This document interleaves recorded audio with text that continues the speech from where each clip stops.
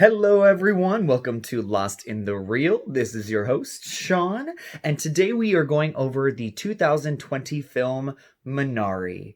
It's nominated for a Golden Globe for Best Foreign Language Feature? No.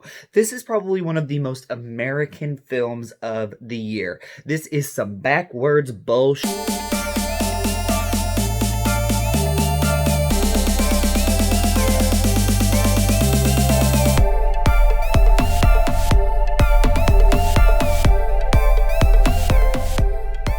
Minari is written and directed by Lee Isaac Chung and stars Steven Yeun from The Walking Dead, good old Glenn, and also Yeri, Yuh-jung, and Alan S. Kim.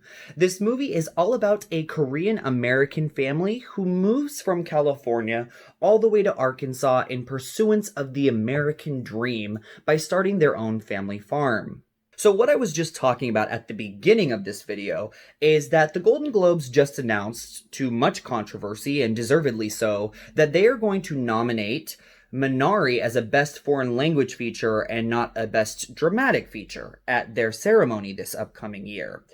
And the thing is they haven't taken the initiative like the Oscars already have to change that category of foreign language feature into Best International Feature. So the issue with Minari is that even though it is about 85% in Korean, this film is an American film and is one of the most American films of 2020. Why? Because it's all about the immigrant experience and what it takes to assimilate from one culture, the one that you were born in, into this American culture. It's also about the American dream and what it takes to live that dream and the repercussions of your actions to obtain it. It's just a really frustrating thing that they've decided to do this because, like I said, this is such an American film.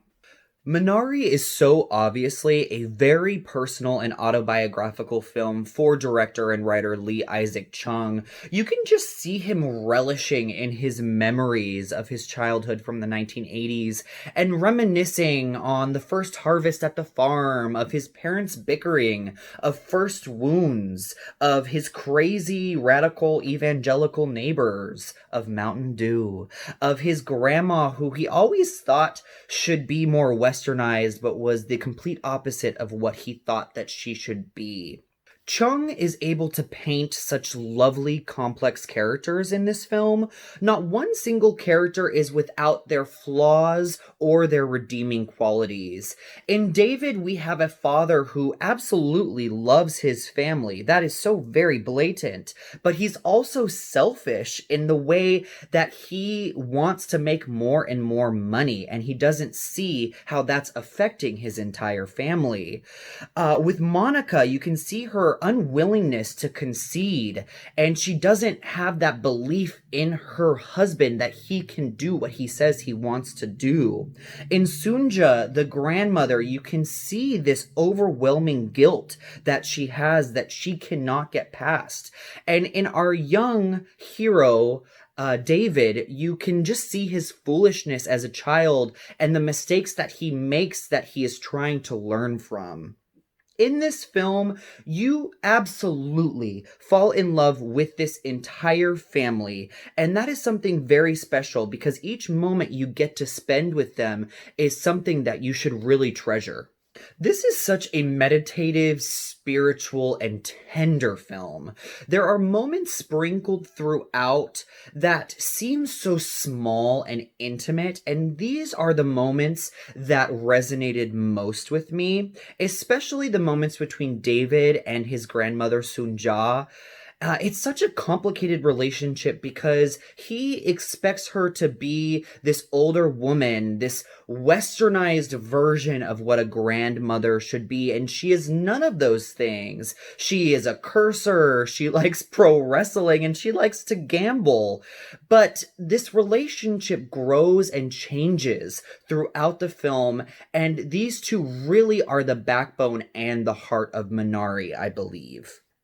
Chung is very patient in his storytelling style, and that means that the audience is also required to be very patient as well to get any sort of payoff. And it takes a very long time for there to be this crescendo of what is actually going to happen to this family and their fate. You've seen throughout the film the issues that David and Monica have with each other, but it's not until the end that you start seeing the repercussions of his greed and her unwillingness to concede start to become insidious to their relationship, and also for it to affect their children as well. The finale is very profound, and the last few moments are very melancholy but also extremely hopeful. I was expecting, as the film was going on, to really get an emotional gut punch at the end, and unfortunately, there's just not much of that. Because this film is so small, it's not in your face, and it's not trying to be bombastic in any way. There are no Oscar-y, showy moments. It's just a movie about a family and the experiences that lead them along in their life to success and happiness and their growth together. So I will be giving Minari 3.5 Mountain Dews out of 5. This is a beautiful film that is so well directed and acted, and I absolutely fell in love with these characters that inhabit this family who are so complex, who are flawed, but also have wonderful qualities as well. Unfortunately, this movie did not contain an emotional impact that I really wanted because of how small and subtle it is. I still think it is a fantastic film and worthy of a nomination at the Oscars for Best Picture, not Best Foreign Language Feature, but that's a whole nother story. Anywho, it's a beautiful film. I did not love it as much as everyone else has been loving it, but I think it's definitely worth a watch. Thank you so much, guys, for watching Lost in the Reel. Please subscribe to the channel if you haven't already, like the video if you liked it, and also comment down below. Please let us know if you've seen Minari, if you haven't, what you think about it, and once again, let us know what you want to be nominated at this year's Oscars. Thank you so much, and take care, guys.